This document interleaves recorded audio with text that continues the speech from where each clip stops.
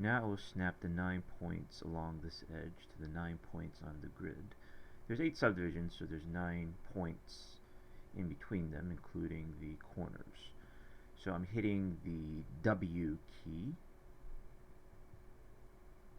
to go into my manipulator for movement, and then I'm clicking on this corner point, this corner UV, and then I want to snap to the grid, so I'm holding down the X key.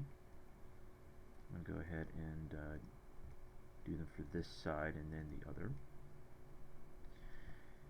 And as you can see, we chose 8 subdivisions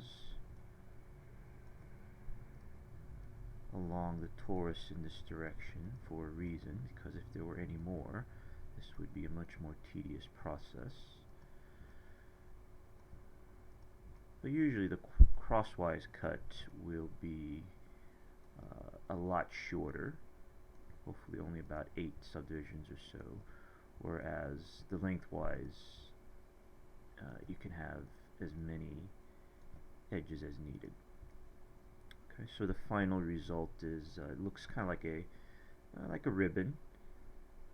So we have all of the 9 points, I should say, on either side snapped to a point on the grid, and we're left with all of these in the middle. So now what we want to do is select all these points in the middle.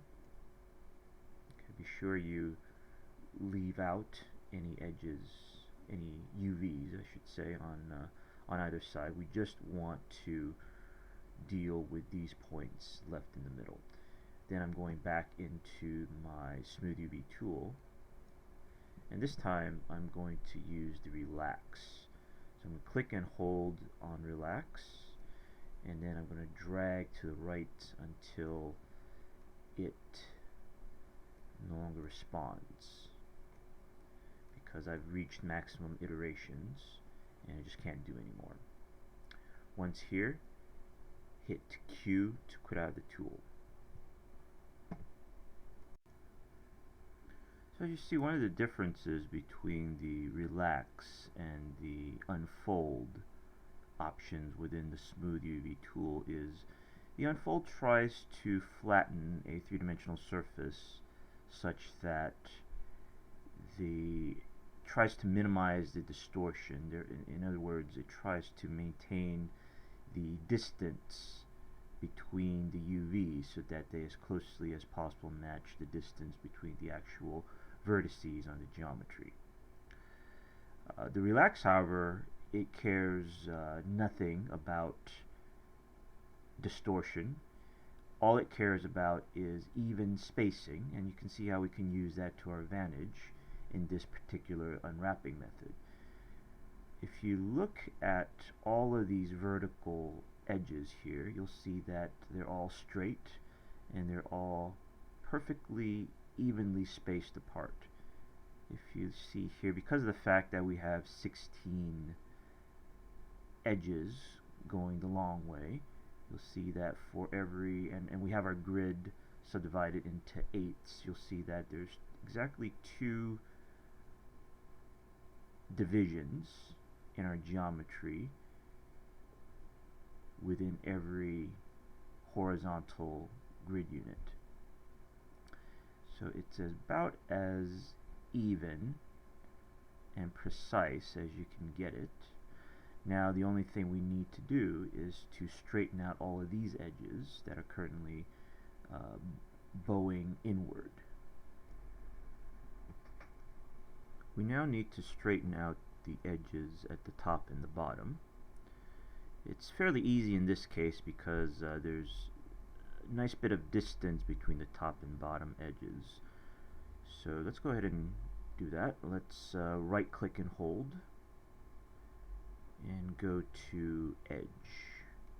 So I'm going to go to edge selection. I'm just going to select one of these edges along the top.